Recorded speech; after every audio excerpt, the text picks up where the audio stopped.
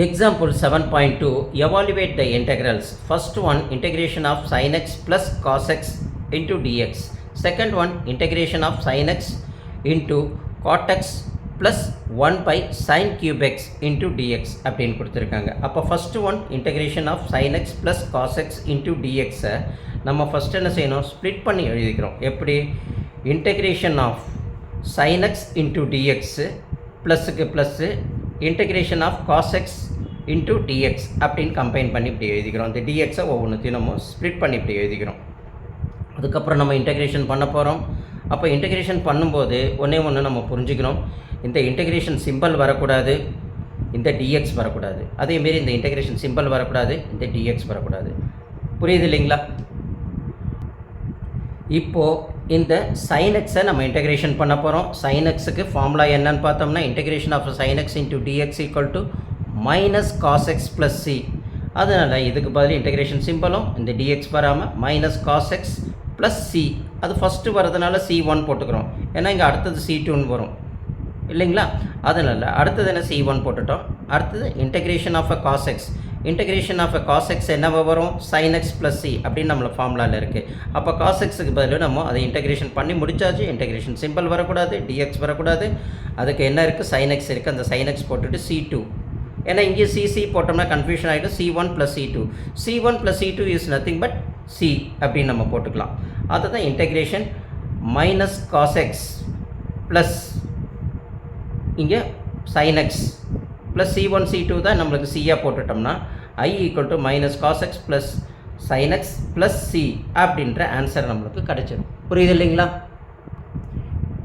இப்படி புரியலன்னா ஒரு தடவைக்கு 2 தடவை வீடியோ போட்டு பாருங்கள். அந்த ஃபார்முலாவை அழகாக எழுதி வச்சுக்கோங்க, உங்களுக்கு ஈஸியாக புரியும். Second sum, integration of sin x into cot x plus 1 by sin cube x, ஓகேங்களா, இன்ட்டு டிஎக்ஸ் அப்படின்னு கொடுத்துருக்காங்க. அந்த சம்மை நம்ம ஃபஸ்ட்டு என்ன செஞ்சிடறோம், ஆஸ் இட் இஸ் அப்படியே கொடுத்துருக்கிற மாரி எடுத்து எழுதிக்கிறோம்.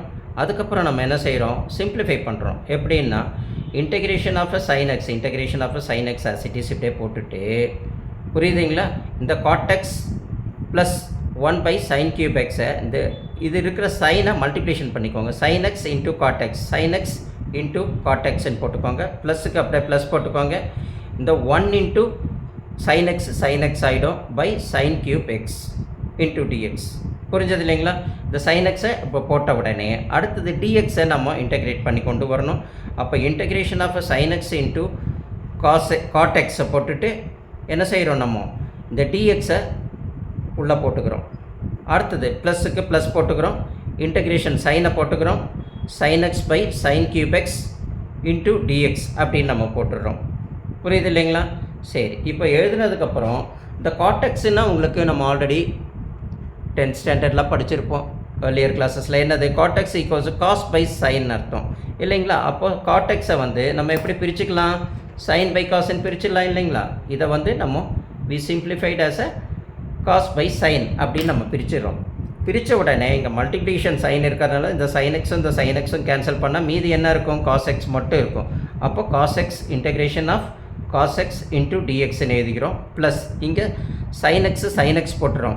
இந்த sin cube x இங்கே sin x, ஒரு sin x இங்கே 1 டைம், இது 3 டைம்ஸ் இருக்குது. அப்போ கேன்சல் பண்ணிட்டோம்னா sin ஸ்கொயர் எக்ஸ்ன்னு தானே வரும்.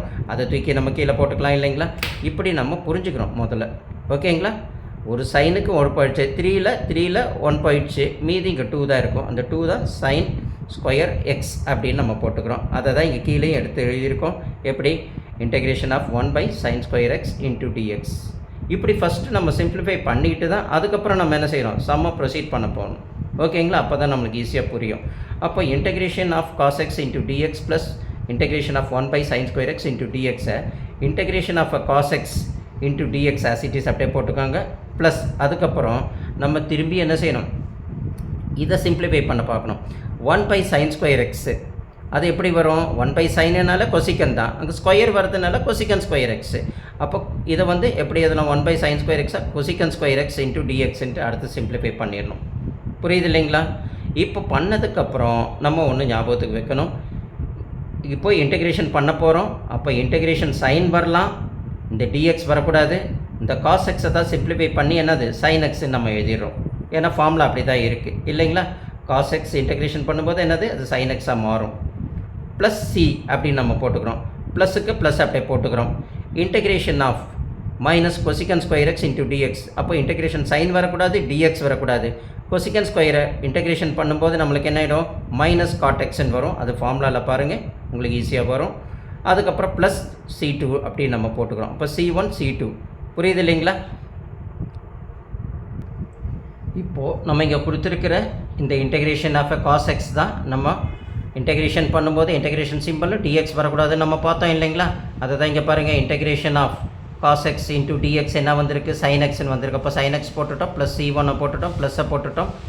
இன்டெகிரேஷன் ஆஃப் கொசிகன் ஸ்கொயர் எக்ஸ்ன்னு வந்திருக்கு. கொசிகன் ஸ்கொயர் எக்ஸ் இன்டெகிரேஷன் ஆஃப் என்ன வந்து மைனஸ் காட் எக்ஸ்ன்னு வந்திருக்கு ஃபார்முலாவில்.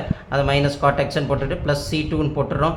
C1 plus C2 is nothing but சின்றது நம்மளுக்கு தெரியும். அதனால் சைன் எக்ஸ் போட்டுக்கிறோம். இங்கே ப்ளஸ் மைனஸ் காட் எக்ஸ் போட்டு C1 ப்ளஸ் C2 தான் நம்ம சின்னு எழுதிக்கிறோம். அப்போ இன்டெகிரேஷன் ஈக்குவல் டு என்ன வருது, sine x minus cot x plus C. புரியுது இல்லைங்களா? இப்படி அழகாக நீங்கள் ஃபார்முலாவை நீங்கள் எழுதிக்கோங்க. இந்த ஃபார்முலாலாம் உங்களுக்கு ஈஸியாக புரிஞ்சதுன்னா உங்களுக்கு என்ன ஆகிடும், ஈஸியாக சம்மு புரிய ஆரம்பிக்கும். ஒரு தடவைக்கு 2 தடவை வீடியோ போட்டு பாருங்கள், நீங்கள் புரிஞ்சு போட்டு பாருங்கள், உங்களுக்கு ஈஸியாக அழகாக புரிய ஆரம்பிக்கும். புரியுதுங்களா? உங்களுக்கு கம்பன் ஆன்லைன் கிளாஸ் பிடிச்சிருந்ததுன்னா நீங்கள் சப்ஸ்கிரைப் பண்ணுங்கள், லைக் பண்ணுங்கள், ஷேர் பண்ணுங்கள். அப்போ தான் உங்களுக்கு லைவ் கிளாஸஸோ இல்லை வேறு ஏதாவது ஒரு இன்ஃபர்மேஷன் இருந்ததுன்னா கம்பன் ஆன்லைன் கிளாஸஸ்க்கு இமீடியட்டாக உங்களுக்கு அப்டேட் கிடைக்கும். தேங்க்யூ.